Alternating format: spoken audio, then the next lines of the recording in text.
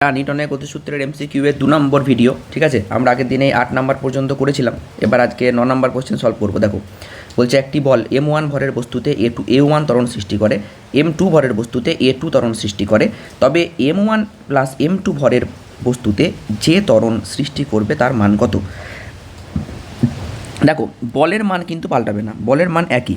ঠিক আছে, কি করবে দেখো, তাহলে এফ বল কাজ করছে m1 ভরের বস্তুতে a1 ত্বরণ সৃষ্টি করছে, আবার এই এফ বলই কাজ করছে m2 ভরের বস্তুতে a2 ত্বরণ সৃষ্টি করছে। ঠিক আছে, আবার এই বল m1 প্লাস m2 ভরের বস্তুতে কাজ করছে a ত্বরণ সৃষ্টি করছে ধরে নিলাম। এই a ত্বরণের মান বের করতে হবে। তাহলে এফটাকে যেমন আছে রেখে দাও, নো প্রবলেম। m1 এর জায়গায় তুমি লিখতে পারো এফ বাই a1, ঠিক। আর m2 এর জায়গায় লিখতে পারো F by a2, F F F কেটে দিলাম, তাহলে পড়ে থাকছে কত, a ইকুয়াল টু, দেখো a equal a1 a2 by a1 plus a2, এটা ক্যালকুলেশন করলেই বেরিয়ে যাবে। ওকে, আচ্ছা, তাহলে option number C is the correct. তারপরে কোয়েশ্চেন নাম্বার 10। দেখো কোয়েশ্চেন নাম্বার 10 একটু আগে ওই সেম টাইপের কোয়েশ্চেন আমরা করেছি, তাই না? এখানে একটা এক্সট্রা ব্লক আছে আর ওখানে দড়ি ছিল, পার্থক্য কিছুই নাই। এই দেখো, এই যে দুটো ব্লক আছে, একটা 2 কেজি আর একটা 3 কেজি। এখানে তুমি 10 নিউটন ফোর্স অ্যাপ্লাই করেছো। তাহলে প্রথমে কি শিখিয়েছি, সাধারণ ত্বরণ নির্ণয় করো। কোশ্চেনে বলেছে যে তুমি তাহলে ওই বি ব্লকের ওপর কত বল প্রয়োগ করেছো, তার মানে এ ব্লকের ওপর অনুভূমিকভাবে প্রয়োগ করা হলে 10 নিউটন বল, এ ব্লকের ওপর অনুভূমিকভাবে প্রয়োগ করা হলে এ ব্লক বি ব্লকের ওপর কত বল প্রয়োগ করেছে। এ ব্লক কোনটা, এইটা। বি ব্লক কোনটা, এইটা। তাহলে এদের মাঝে মানে এই জায়গাটায় কত বল প্রয়োগ হচ্ছে সেইটা বের করতে হবে। তার মানে বি ব্লকের ওপর কত বল প্রয়োগ হয়েছে সেইটা বার করতে হবে। আগে সাধারণ ত্বরণটা তো বের করি। 10 নিউটন বল প্রয়োগ করা হয়েছে, আর মোট ভর হচ্ছে গিয়ে 3 প্লাস 2, তাহলে 10/5, তার মানে হচ্ছে গিয়ে 2 metre per second square. Clear? Okay, তাহলে 3 কেজির উপরে কত বল প্রয়োগ হয়েছে, যদি এফ হয় তাহলে এফ ইকুয়ালস টু বি এর ভর গণিত বি এর ত্বরণ, হ্যাঁ, তাহলে 6 নিউটন। ওকে, তাহলে এই ব্লকের ওপর বল কাজ করছে 6 নিউটন। তাহলে আমি কি শেখালাম জিনিসটা, যদি এরকম কোনো সিস্টেম থাকে তাহলে প্রথম বের করব সাধারণ ত্বরণ, তারপরে যার ওপরে বল প্রয়োগ হয়েছে বলবে। ঠিক আছে, যদি বলে যে বি এর ওপরে কত বল প্রয়োগ হয়েছে, তাহলে বি এর ভর গণিত বি এর ত্বরণ। আর সাধারণ ত্বরণ মানে সবাই এই ত্বরণ নিয়ে এগিয়ে যাচ্ছে, তাহলে ভরকে ত্বরণ দিয়ে গুণ করে দিলেই তুমি বল পেয়ে যাবে। ক্লিয়ার? ওকে, যদি এখানে আরও ব্লক থাকতো, যদি আরও একটা সি ব্লক থাকতো, তাহলে যদি তার উপরে বল প্রয়োগ বের করতে দিত, তাহলে কী হতো, সি এর ভর গণিত সি এর ত্বরণ করে যেতাম, অ্যান্সার বেরিয়ে যেত, তাই না? আচ্ছা, নেক্সট কোশ্চেন। আচ্ছা, ওই আগের ভিডিওতে 5 নাম্বার কোশ্চেনটা আমি স্কিপ করে গেছিলাম, 5, 6, 7টা এই ভিডিওতে সলভ করিয়ে দিচ্ছি। দেখো, 0.25 কেজি ভরের একটি cricket ball 10 metre per second বেগে একটি ব্যাটকে আঘাত করে এবং একই বেগে এত সেকেন্ডের মধ্যে ফিরে আসে।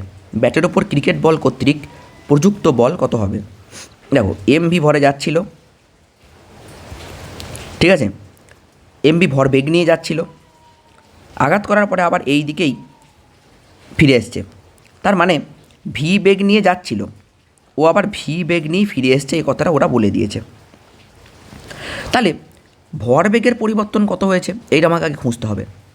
দেখো, যদি তুমি যাওয়ার দিকের বেগটাকে পজিটিভ নাও, তাহলে আসার দিকের বেগটাকে নেগেটিভ নাও, তাহলে ভর বেগের পরিবর্তন কত হবে, এমভি এটা পরে মাইনাস এমভি, এইটা হচ্ছে ভর বেগের পরিবর্তন ডেল্টা পি। তাহলে হয়ে গেল কত, 2mv, এইটা হয়ে গেল ভর বেগের পরিবর্তন।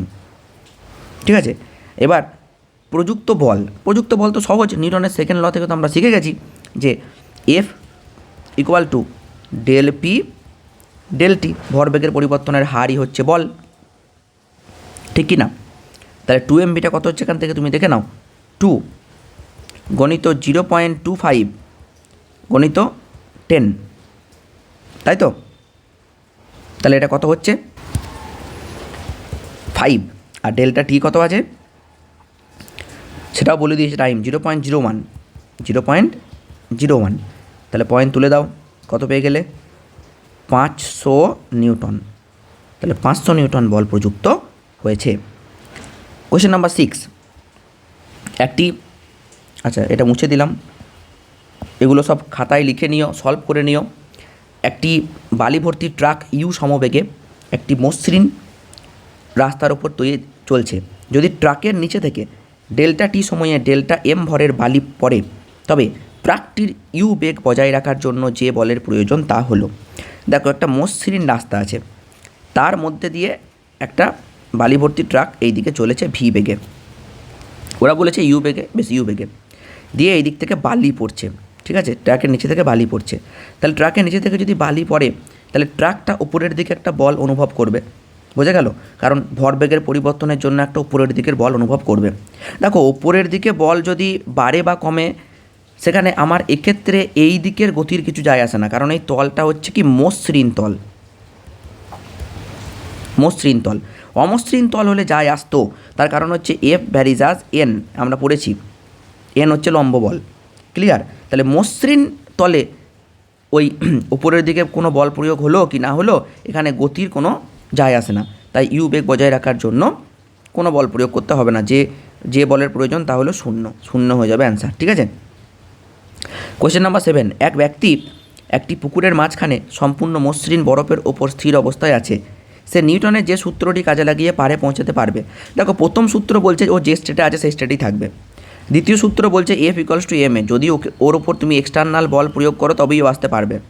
আর তৃতীয় সূত্র বলছে প্রত্যেক ক্রিয়ারই সমান এবং বিপরীত প্রতিক্রিয়া আছে। তাহলে ও যদি বরফের ওপরে একটু বল প্রয়োগ করে, বরফ কিন্তু ওর ওপর একটা প্রতিক্রিয়া বল প্রয়োগ করবে। এরকম করতে করতেও পারে ফিরে চলে আসতে পারবে। তাহলে ওই পুকুরের মাঝখান থেকেও পারে ফিরে আসবে যদি নিউটনের তৃতীয় সূত্রের প্রয়োগ করে, তাই না? ঠিক আছে, বেশ, আবার নেক্সট ভিডিও আসছে, এই ভিডিওটা এতটাই, ঠিক আছে।